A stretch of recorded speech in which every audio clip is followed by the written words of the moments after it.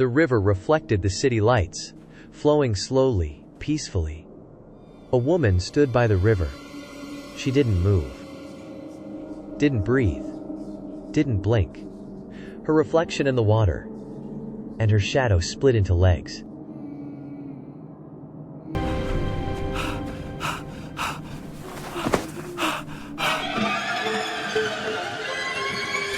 It was supposed to be a quiet evening. No investigations, no rumors. Just a walk by the river. Mika and Aya had come out after dinner, cameras left behind, enjoying the cool night air. The river reflected the city lights, flowing slowly, peacefully, almost too peacefully. It's been a while since we did something normal like this. Yeah, no abandoned buildings, no creepy stories, just us. They walked along the riverbank, shoes crunching softly against gravel. A few streetlights flickered. The sound of water covered the distant noise of traffic. Near the reeds, they noticed signs of illegal camping. Empty beer bottles, old cloth, pieces of dry wood stacked carelessly near the river's edge. People really leave this stuff everywhere. Guess they don't think about fires or anything. They slowed their pace, scanning the area out of habit rather than concern. That was when Mika noticed someone standing by the water. A woman. Still. Silent. She stood just beyond the light, her figure half blended with the darkness. Long hair fell straight down her back. She didn't move, not even when the wind stirred the reeds around her. Hey, do you see her? Yeah, is she okay? They stopped walking. The woman didn't turn, didn't react, just stood there, facing the river.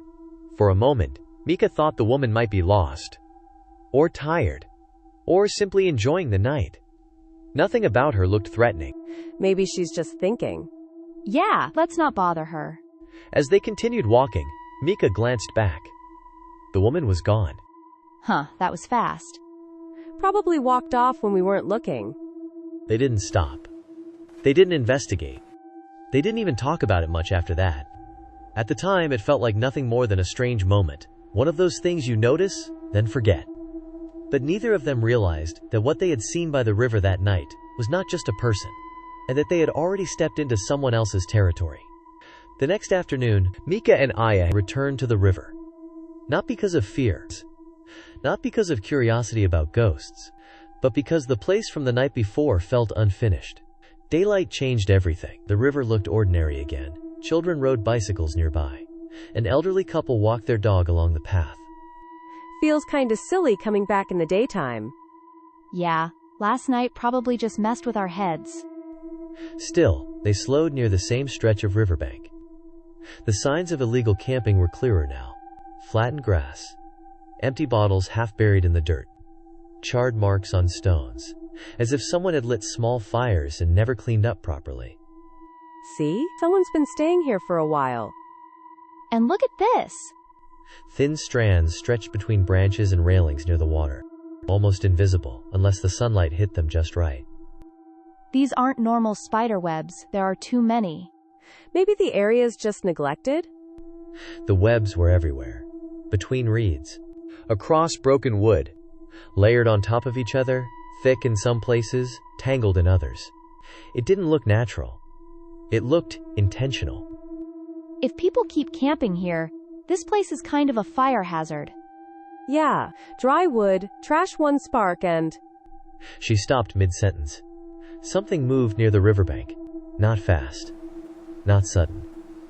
Just a shift of shadows behind the reeds. Did you see that?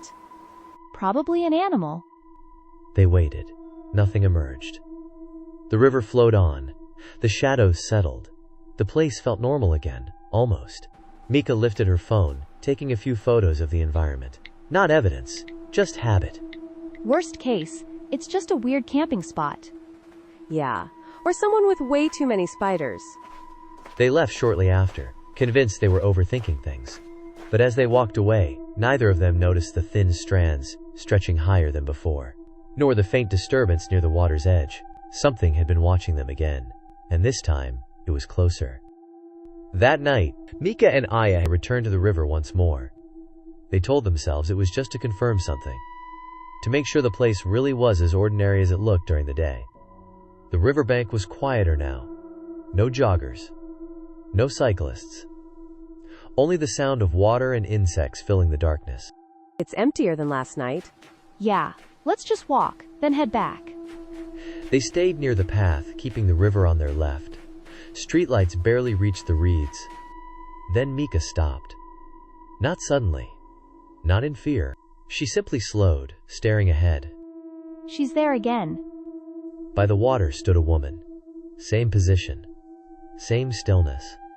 Her back was to them. Long hair hanging straight down. Her reflection broken by the rippling river. That's the same spot. Yeah. They stood there, unsure what to do. This time, the woman moved. Slowly. Her arm lifted, not toward them, but toward the water. Her posture looked strained, unnatural, as if her body resisted the motion. Do you think she's okay? What if she needs help? They took a few careful steps closer. The ground beneath their feet changed. Gravel turned to dirt. Dry leaves crunched softly. The woman didn't turn. Mika, something feels off. Just a little closer. That was when it happened. A sudden tightening around Aya's ankle. What? She looked down. Thin strands wrapped around her leg, almost invisible in the dark, catching light only when she moved. Mika, something's holding me. The woman by the river moved again. But this time, her movement was wrong. Her body bent at an angle no human body should. Her arms stretched farther than it should. Stay still, don't pull. Mika rushed to Aya's side, hands hovering, afraid to touch the strands. The strands tightened. Not violently. Not yet, but enough to stop Aya from moving. This isn't normal, Mika. This isn't. The woman finally turned her head.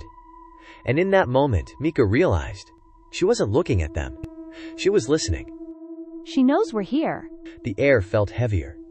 The river sounded louder. And somewhere in the darkness, more strands shifted, tightening their invisible net. What stood by the water was no longer just a person. And Mika's hand moved instinctively toward the lighter in her pocket. Not to attack, just to get free. Aya struggled, but the strands tightened further around her ankle. The more she moved, the more they pulled back, elastic, sticky, alive. Mika, I can't move. Don't pull. Just don't pull. Her eyes scanned the ground. Dry leaves. Old cloth. Broken wood. Webs layered over everything. Mika's hand trembled as she reached into her pocket. A lighter. She hesitated. Just burn the strand. Just a little. Just enough to get her free. I'm going to burn it. Just the web. Don't move. Okay. The flame flickered to life, fixing carefully. Mika leaned in carefully and touched the fire to the strand around Aya's ankle. The web ignited instantly. Not slowly. Not gently. The flame raced along the silk, spreading faster than Mika could react. No, wait. Fire leapt from strand to strand, across dry leaves, into old cloth, of the webbed branches near the riverbank. The night exploded with light. Mika, fire! From the darkness, the woman screamed. Not a human scream, parachly. Something sharper. Something layered. Her body twisted violently. The human shape collapsed, splitting unnaturally as massive spider legs unfolded beneath her. A swollen, dark abdomen dragged against the ground, webs tearing loose as she thrashed. Flames caught along one side of her body. She's not human. The Jorōgumo reeled backward, her limbs striking the ground wildly. Burning silk snapped and curled in the air. One side of her spider form was blackened, smoking. Her human face twisted in pain, not rage. Pain. We heard her. We heard it. The Jorōgumo screamed again and fled. She vanished into the reeds, dragging her injured body toward the river's darkness, leaving scorched webbing behind. The fire burned briefly, then died out, starved by damp earth and water. Silence returned. Only crackling embers. The river flowing as if nothing had happened. Aya collapsed to the ground, free at last. I didn't mean to. I just wanted to get you out. I know. They stood there shaking. The thing by the river had not been defeated. It had escaped.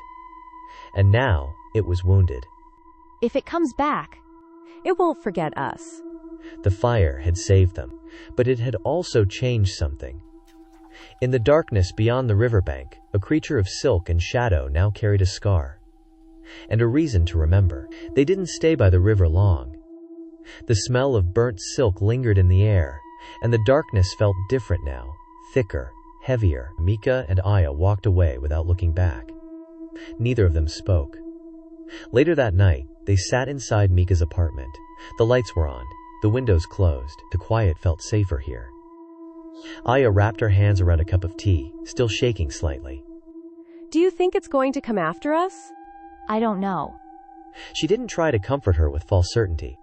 Mika opened her laptop. Not to upload footage, not to edit, to understand. There's a yokai called Jorōgumo. Its name means binding bride or entangling woman. She swallowed. Most stories say it appears as a woman near rivers or old buildings. It doesn't attack right away. It waits. It watches. Aya listened quietly. It traps people with silk, but not always to kill.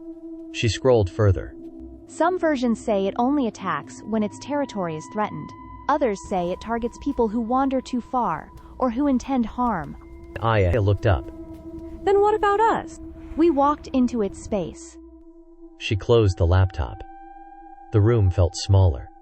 There are also stories where Jorōgumo gets injured and disappears for a long time. She hesitated before finishing the sentence. And when it returns, it's different. Aya didn't ask what that meant. She already knew. As we weren't trying to hurt it. I know, but intention doesn't erase consequence. Outside, the city moved on. Cars passed. Lights flickered in distant windows. Somewhere beyond the river, something wounded hid in the dark, alive, aware, and remembering. Next time, we don't just observe. She looked at Aya. We make sure we understand before we act. Not every encounter with the unknown ends in victory. Some leave scars on both sides.